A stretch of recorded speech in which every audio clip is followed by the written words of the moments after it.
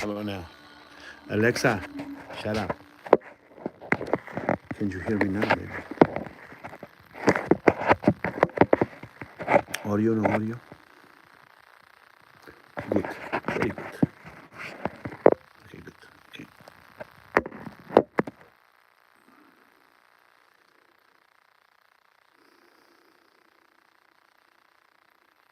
So I'm reading this book called The Field by Lynn McTaggart, I think. She's an American lecturer about the quantum field and all that jazz. Because then, I don't know if you've seen the pictures from the James Webb Telescope, but they're kind of just starting to disprove a couple of theories that we thought to be legit. And with that disproving of the theory, proves the quantum field more and more, and it proves interstellar space travel. That's cool. That would be nice. Folding space-time in front of you, and all that mumbo jumbo. You know, I thought for a while that I wanted to see aliens. I don't want to see aliens. I don't want to see them. I'm scared of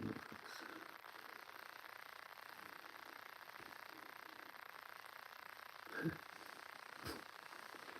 Anyway, that's that. It's fun. It's a fun thing to do with your friends, especially the ones that don't believe in it. I would think that at this point, at this day and age, where we all are as a civilization, Alexa, open ambient noise.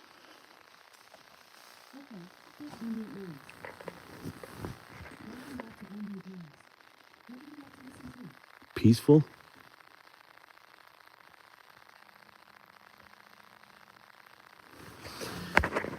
Not me.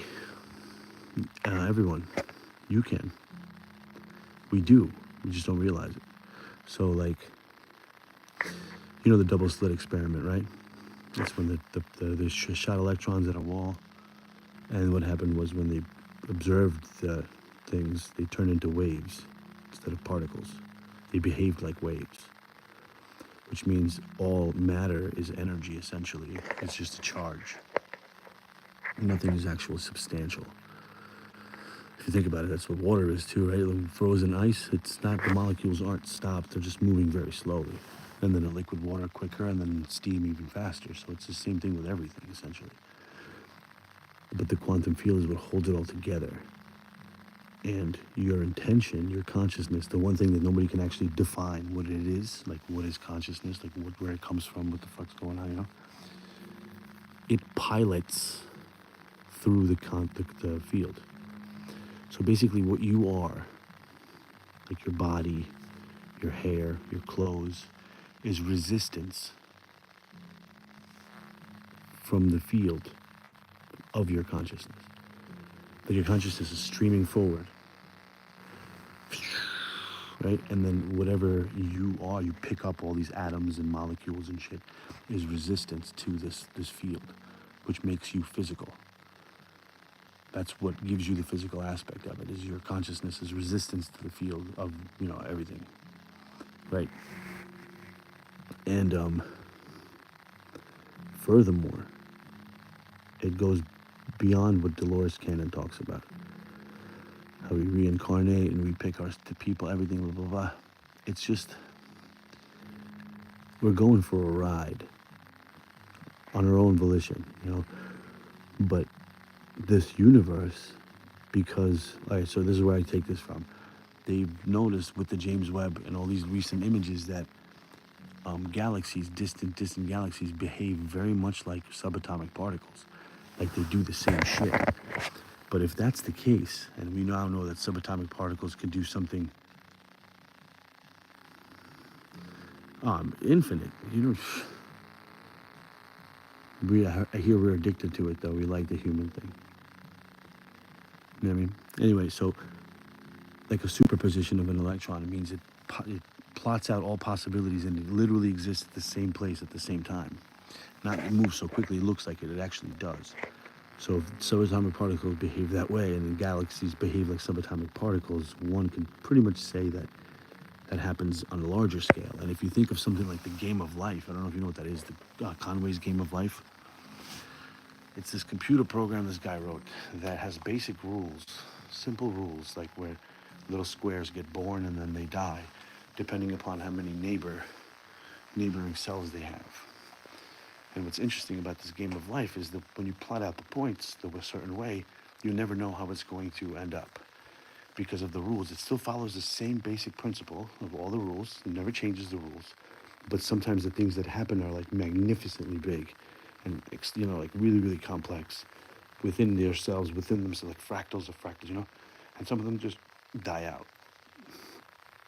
So my theory is, if I took something like the game of life, even the game of life, the actual program, and you made the conditions just right, like you plotted the right points that you needed to plot for it to grow, that program itself would grow into its own complex universe. Because billions of years of that game of life, and there's gonna be some fucking multicellular organisms. And right now it just looks like a bunch of dots on a screen, but it just started. If you give it like a couple of trillion runs, God knows what it'll create with. That's why like the whole God thing too, like there is no creator per se.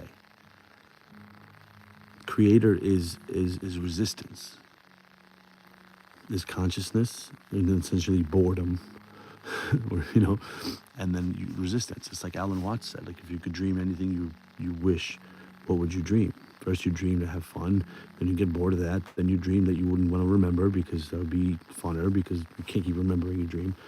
And then at some point you would wish to have the dream that you are who you are right now, living this life. And you're not going to remember shit because that's not fun. Just going for a ride. Does that mean fuck it all and forget about life? No, of course not. If anything, it means that now you know. Now you know the secret. Or the thing that maybe you can't remember. But I remember. I don't remember the person because there's a different person. But I remember the energy, the entity of a person. You know what I mean? Like if I met somebody like 3 days, and I could just be like, I act like I've known them for years because you have. You guys stick together, but because we're all one, really. Here it feels like we're separate and we're all individual people. Oh my God, get away from my bubble, you're gross. It's not, it's the same. Yeah, I can read energy auras. Now I can. I can't determine the color though. Not yet. I could see them though in everyone, all the people that have them. A lot of people don't have auras. I mean, they do, but they're very, very dim and like you can't see them. Auras is something that also comes with knowledge. If you don't want to believe in auras and you don't want to believe in Buddhism and you don't believe in spirituality, any kind of that shit, then you have your own belief of, there's no God, I'm an atheist, fuck you, give me my Starbucks. You're never going to see what you can't be forced to see that. But that's what our brain is programmed to do. If we don't believe it, if we don't consider it to be a thing, it won't be. It'll erase it for you. Then your mind will think that that's the standard, and then that's it. There you have it. Because we're basically that resistance that I'm talking about. It's a resistance that adapts. So our consciousness is streaming through the ether, or whatever, the quantum field, right? And all of a sudden this resistance starts happening because the consciousness felt like having fun. So now it slaps on this body. Now it's like, oh shit, look at all these restrictions. Then we gotta breathe air. We gotta go to the bathroom. We gotta eat. We gotta sleep. We gotta do all this shit. All this resistance. But the resistance is a machine, essentially like your body, that adapts to the environment really, really well. So you're doing this on your own volition, but it's fucking hard. You don't know what's going on. And then you could also tell from people to people, from person to person. I think now, somebody I met recently kind of clued me into this, the way they are. You could tell when someone has been an old soul for a while, like a human, and someone who has just moved up. Because I don't think new human souls get born or made, but they move up from animals. So just like the karma of Hinduism, I think it is. The karmic wheel or whatever, Buddha, whatever. I don't know the names. I just know what the story is. So first you're an ant, then you're a fly, then you're a mouse, then you're a fucking rodent, then you're a horse, then you're an elephant, and then you're a human. And then once you become human, I don't think you can go back to being an animal, but you can't really live a shit. My wife was an old soul. She died at 31. Maybe. I'm sorry to hear that. It's terrible. But That's, Dolores Cannon would say, think of it as a good thing because she completed her mission early. You know what I mean? I mean, it's obviously never a good thing, but she completed what she had to do early. She played her part. She succeeded, and that was it. She planned to get out. That's why sometimes people like Dolores Cannon has the best answers for these things because they're true. Like how could we look at someone that chose their own life, and if somebody's like mentally challenged or like handicapped, and they're like, they're God forbid paralyzed and at birth and shit, like who the fuck would want to choose this life? And Dolores Cannon said, well, think about what happens here. If someone is handicapped or paralyzed or anything like that, people usually look at the person with sympathy. They pity. They give out like one of the strongest emotions we have, one of the strong energies we have is taking care of gratitude and pity, essentially, like not pity but like sympathizing with someone, right? So whenever somebody looks at them, they're exuding one of the strongest energies they have just because of the way they look. So they essentially are getting more karma points, quote unquote, by being handicapped, by just being handicapped. They don't have to help anyone out. They don't have to do good deeds for anyone. They just have to survive, and then they will get their karma points from other people. People, they say, like when Dolores Cannon says, when I see somebody like that, he goes, oh, you picked a tough one this time, didn't you, huh? I only read one of her books, and I didn't even finish it because I thought it was kind of, some of it was a little bit bullshit, in my opinion. And I don't mean like she's lying. I just mean like it's not fair. I was reading Keepers of the Garden. I watched a lot of her videos though. I don't like to read. I like to listen because I like to do multiple shit at once. I can sit down with a book. But Keepers of the Garden was really good. I liked it. But the thing is, like, she was interviewing this man. They are complex, but listen, there's no holes. I haven't seen any holes yet, So except for this one fucking guy. So she was talking to this guy that was apparently like she finally found someone that like remembered a past life on a different planet, and he saw like these three things, and then he was an energy, and yeah. But the whole time that she's trying to ask this fucking thing questions, she's talking to the man's subconscious, who is this like whatever, like all knowing, like whatever, like alien, and he's like, I can't explain that to you because you won't understand. Your brain does not understand the concept of what that is. And I was just like, yo, you pretentious bitch, like fucking try me. Try me. You won't understand. Like, try me, bitch. Like, I could pretend to be a spirit. I know what it's like to be a spirit. I understand David Bohm's theories because of that. Like, you know what I mean? David Bohm, when he looked at the stars, he didn't see like rocks in space, but instead he saw bubbles, and the planets themselves were hollow, and the space between us, where like the water was all the filled space, he saw it as backwards. And it's a really hard concept to grasp what that means. But basically, it's like if everything to you that's empty, like air, is nothing, essentially, what it seems is seemingly nothing, then to air, you and anything solid would be nothing. So picture yourself being a ghost, like a spirit. But instead of just a regular old ghost, you are the air on planet Earth. Like, that's how big you are. You encompass all of this thing. You're floating around. You're doing your air thing. You go into people's lungs and you come out as, whatever, carbon dioxide, but you're air. You're floating around. So as you are floating around as air, you are something to yourself. Like, you can't see yourself, but you know you're air. So like anything, like a bedpost, a person, anything solid to you would be the opposite. It would be empty. I don't know what that means.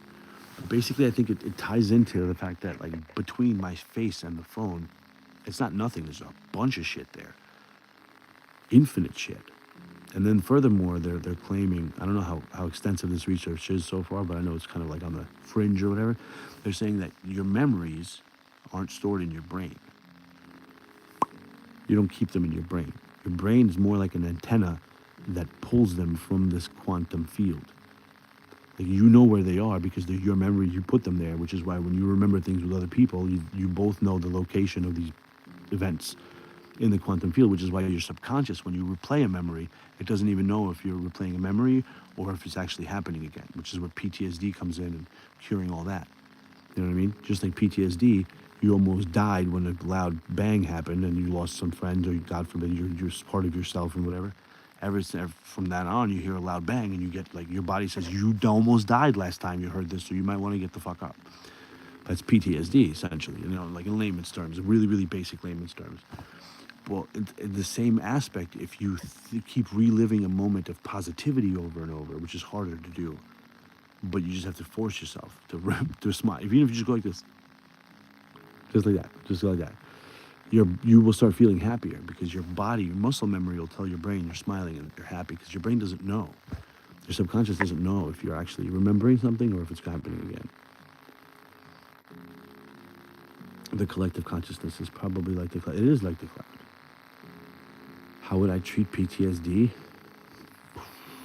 It depends on the severity of it and what happened and how, what's the trauma. Trauma is trauma, but like some of them are different. And depends on who it is. Is it a man? Is it a woman? How old were they when it happened to them? Like a lot of stuff goes into this because now you're talking about psychology. So that it's nothing that you could just treat with a pill. I believe. I mean, I'm sure you can, but it's not treating anything. Treating PTSD, usually you start with addressing the problem, identifying it, and then sitting through, and this is the fucked up part, but you're sitting through a repetition of something like it. So, you mean if loud noises make you uncomfortable, you fucking sit in a room with loud noises and you have whatever goes on. And then while you're doing that, while you're sitting in the room listening to this thing that triggers your PTSD, you find a moment in your life that was truly like amazing for you. So like if you were a kid and you always wanted a pony, and then one day your parents fucking got you the pony, and that the first thing you saw when they came around the corner with the big bow and the horse, and you were like so ecstatic. Oh my God, something like along the lines of that moment. Try to relive that moment as vividly as you can, basically as many times as you can. That's what it ends with. It starts with just like remembering it and then being in that moment while bad shit is happening, quote unquote. And then, that's what it is. Treating PTSD is nothing like healing a wound per se, because it's not a wound of your physical, it's a wound of your psyche that makes it physical because it triggers it, it releases adrenaline, it releases all the things that you need that to be survive because it thinks that you need to survive. That's essentially what PTSD is. It's a disorder of stress. Your body's stressed out unnaturally. So you have to, how do you deal with stress? Calming down is not going to work. I mean, it'll patch it up, but it's not going to work. How do you deal with stress? Like real post-traumatic stress is you have to identify it, remember it, relive it, and then as you're reliving it, you have to reprogram yourself into something else. So you kind of combine this really happy moment with trauma, or, and then you fuse the two. And then you realize that neither of those are actually happening. Those are both memories. One is really good and one is really bad. Your brain doesn't know though, so that's where you trick your brain into just kind of mixing it all out. And eventually, over time, depending upon, like I said, depending upon what kind of trauma it is and who it is and how they're doing it, it goes away. Yeah, I mean, they do this. Doctors do this, psychologists do this, but like psychologists' job is difficult, man. They're more difficult than most doctors because you don't get to see the organ you're working with. You don't know what you're operating on. You're just sitting there talking to the person. And furthermore, people go to a shrink and they're like, I want to be healed. Fucking fix me, Now, I'll tell you, I can't fix you. I can give you pills, but it's not going to fix you. The only way for a shrink to fix a person is for them to lead the person into fixing themselves. That's why if you've ever been to therapy, you get a lot of questions like, how does that make you feel? What do you think about this? What do you blah, blah, blah? Because the more you are aware of why you are thinking the things that you're thinking, the more in control of them you'll be. And essentially, that's what it is. Post-traumatic stress disorder is your lack of control of your body's response to stress. And your memory of something is literally triggering your subconscious to think that it's happening again.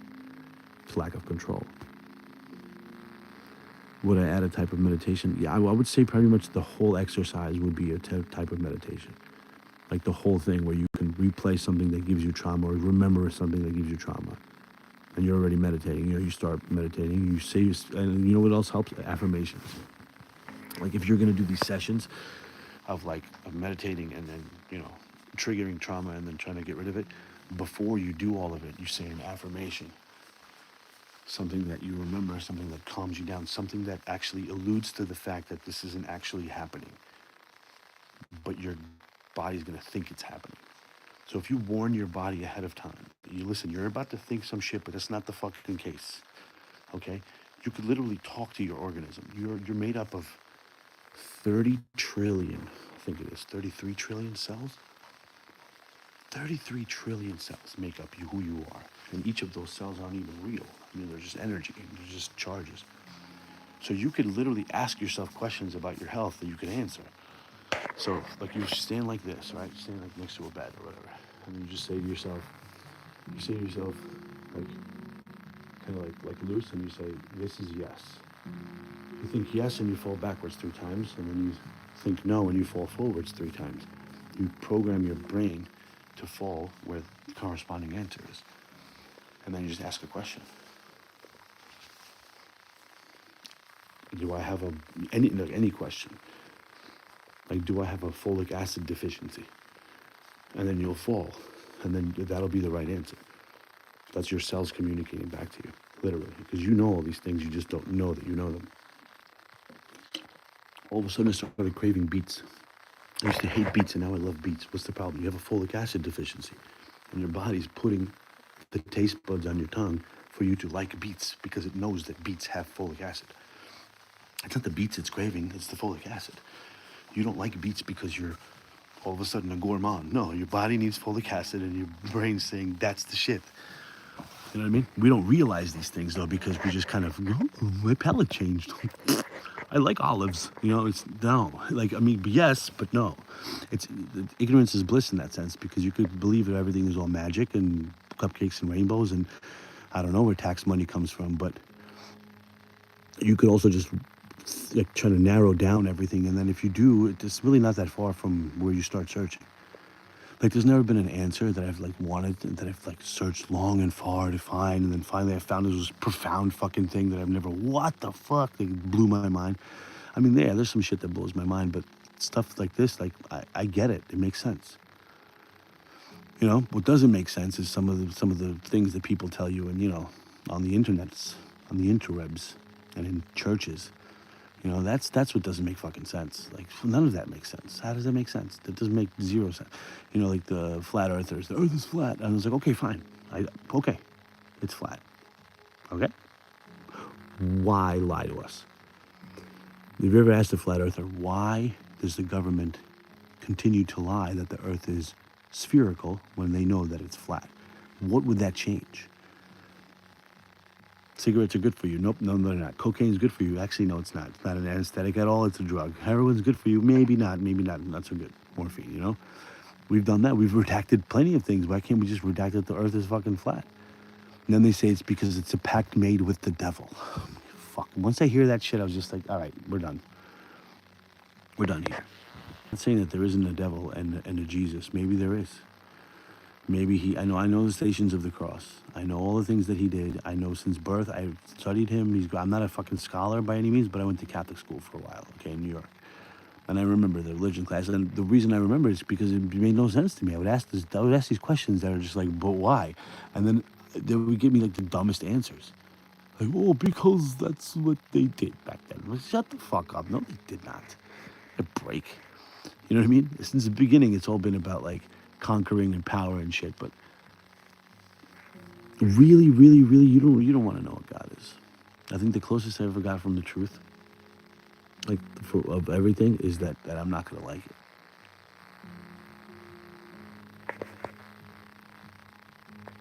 They say that I'm not gonna like it. Yeah, like God. Like, perfect example is like, if you don't believe in God, you will go to hell. And you shouldn't send people to hell, but I'll send you to hell and laugh as you go to hell. Because God said God will be laughing and watching you go to hell if you don't believe in him. Like, that doesn't sound very nice. People make mistakes, okay? Like, what the fuck? It just, follow me or go to hell, but be good. Fuck out of here. Fuck out of here. I have nothing against it.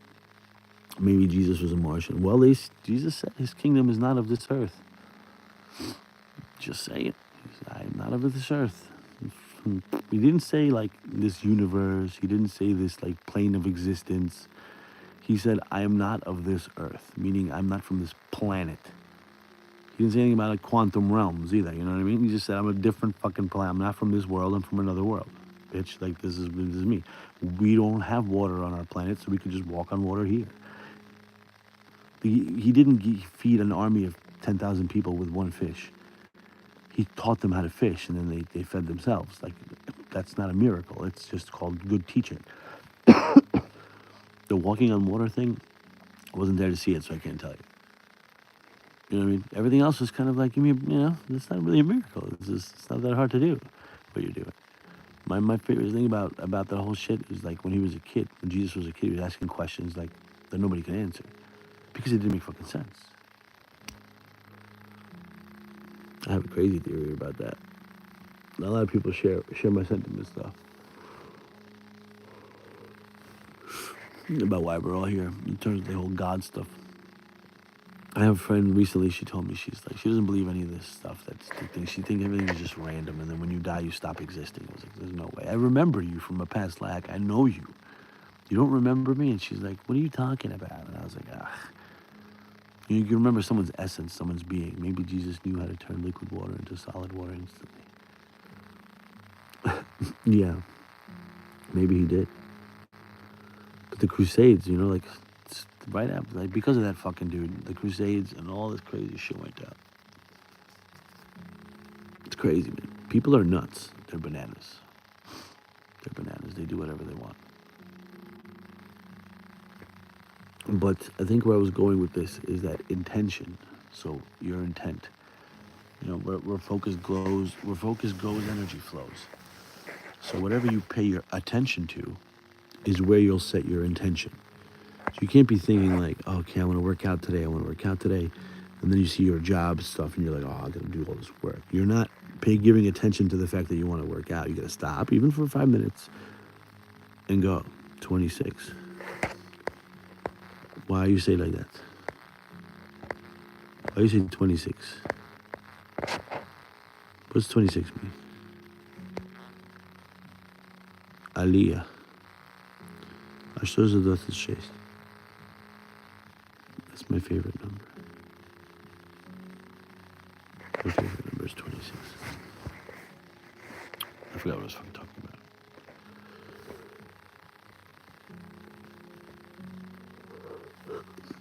Aliyah.